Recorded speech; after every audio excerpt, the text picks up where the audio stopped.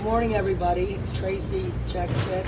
I came across this amphibious creature, and it looked like he had two jutting out teeth or bones. It's actually carrying something. Our frog here. It's pretty disgusting. It's like a twig. And he's determined he's going to take that with him wherever he's going today. I don't know what that is. It looks like a piece from the mulch area over here. A lot of the tree branches, the tinier ones, look like that. So we have our frog friend. Good morning, Mr. Frog. He's a wild frog, and he looks quite mean. But we don't really know him, do we? We shouldn't judge a book by its cover. He looks quite agile and able to get around quite easily. And of course, he does change his skin coloring and texture to accommodate or acclimate to his environment. Hello, Mr. Frog. All right, we're here Tuesday, 14 June. I was discussing palm trees. We have several different varieties here in Florida. I made mention to the cabbage palm, the queen palm, and I thought I erred on that. However, we do have queen palms. So I was correct in saying that the other evening for our full moon. The state tree, as far as palm trees here in Florida, is the sable palm tree. There's a palmetto, a saw palmetto. There's thistle. There's cabbage palms. So many different varieties of palms. Some are native to Florida, and some are brought in from all over the world. Miami's got some exotic palms we use. We even get some palm trees from Africa, believe it or not. Some of the ones that are actually, they bring them in. There's lots of progress, lots of building going on here in Martin County, the Treasure Coast, Stewart, Jensen Beach. And I'm still doing my research here. And the trees are very well manicured here at this location in Stewart. I've been interviewing quite a few people to discuss what actually is of big concern today in our local world, our national world, our international world. And I'm getting a lot of the same feedback, and I'm going to keep you in suspense just a little bit. You already know what it is. Our most current chronic it is, epidemic that people just aren't really even realizing is none other than lack of housing. The homeless word is getting really overused, and people are being misunderstood, misjudged, and they're getting perceived as not what or who they really are. Whether you're affiliated with someone you know that is without a housing permanent, or if you are yourself, it's very, very common now. Families, women with children, and husbands with just children, and with wives, full families, each working and without a home. I'm here to see it. I'm here to testify it. I'm doing the research, and I don't bring anything to any of my channels here at the Health Check Chick, any falsehoods regarding the data I collect when I do my research. Homelessness, if you want to call it that, is a huge epidemic, and it's getting worse and worse and worse. There's not just a lack of housing, the skyrocketing prices.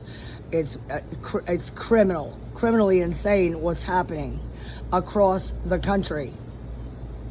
I'm seeing what happens to people that have had huge successes in their businesses and professions and their jobs, and the next thing you know, they have no home because of a run of, if you want to call it bad luck. I don't like the word luck. As a follower of Christ, I don't believe in luck or superstition. However, sometimes the chips are down, and it's one bad hand after another. You're getting dealt a really crappy deck.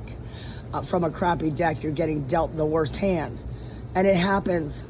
It happens. I'm meeting people in their late teens, into their 20s, 30s, and up into their 60s and 70s that are actually on the street. I met some people in New Jersey that shared information with me about hotels that are being bought up by aliens, people that are not legally here in the United States, and they're not even legal, and they're buying property left and right. I'm not going to talk about which ethnicity it is. That's not fair. Do your own research and see what's out there. But I can tell you right now that these places are getting vouchers from the state. for people that have no homes to come and live in them for free, and they're not safe, they're not healthy. The Board of Health is either aware of it and being compensated for their hush-hushness, or it's not being brought to their attention. Okay, and so me as Tracy, I'm going to do something about this. And I don't know how far I'll get, but someday I hope to be able to make a difference and figure out a way to accommodate people that really want to work, want to be responsible homeowners and tenants and renters. And a lot of this also, I think, is a negative aspect to look at it as. For the last 18 to 22 months, at least, a lot of folks felt that they didn't need to pay their rent. Well, I've never heard of such a thing. I had to pay my rent. I pay my rent. So how can you not pay your rent because you heard it's the cool thing to do? So now landlords are stuck without money to pay their mortgage, and they're jacking up the prices of any other properties they may have. And it's become a trend to just decide that you don't need to pay your bills or your rent. So that's another thing. Poor morale, poor ethics, laziness. I just met a nice man that felt the same way I did. He said, people are still sleeping. It's 7:30 in the morning. What's going on? Or 7 or 6:30. Get up off your, I don't want to repeat what he said. Get going with your day and stop complaining about whatever's wrong with your life. I said, you're kidding me. You feel this, it's just out of the clear blue sky. This nice gentleman and his 2 other partners, they were going fishing. They had a guided tour boat captain, and they're going to go catch the best thing they can get their hands on, maybe some whiting if they're going offshore to over the beach, and also pompano. I don't even know if that's this time of year or not, but what a great, interesting perspective that people are more aware than we realize. So the anchor always holds.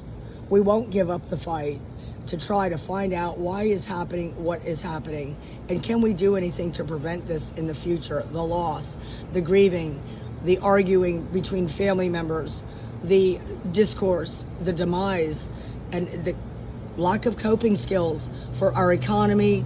Everybody's just focused on maybe one thing, the fuel cost, because they have a long commute to work, or they're worried about getting their children to soccer practice or picked up from school.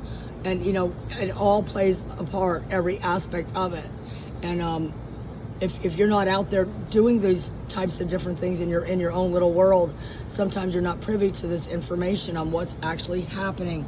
I've had people try to disagree with me about certain economic factors up in the Northeast, up in New Jersey and New York area this past couple months, where I was there doing the research, collecting the data. It is a falsehood if people think that the cost of living is much, much, much higher in New York State or New Jersey. It is not. Right now, the current rental apartments for a 1 studio or a 2 bedroom in New Jersey are less expensive than here in Florida, which is a shock. I have not ever seen that in 30 some years of being a resident of our great state of Florida. And thank you, Ron DeSantis, for keeping us safe and making sure that we don't allow things to take place here that we don't agree with, or that's going to compromise being able to protect our families and our homes with our gun control and our mandates and our putting cloths over our face and all that. So he goes by the book, and he's a great, great governor. Thank you, Ron DeSantis. Shout out for our lovely, wonderful President Donald J. Trump, who is going to be at a conference, I think the 17th. I need to look further into the title and what exactly that is. I saw a glimpse of that this morning. So I don't know if this was helpful for anybody, but I am doing an investigative report on the lack of housing, the lack of funds, and the enormous prevalence of people without permanent residences. It's scary, it's frightening, it's very, very sad. Think twice before you judge somebody by its cover. There's great books out there to read. Just because the cover might be tattered, that might be your best book. You might learn more from a 65-year-old homeless man than you'll ever learn from a stupid video or the up-and-coming movie from Hollywood. Get your priorities in order. again about lending the helping hand. Take care, everybody. Peace. Safety on the roads, please. Be cognizant of what you're doing when you're doing it. Ciao.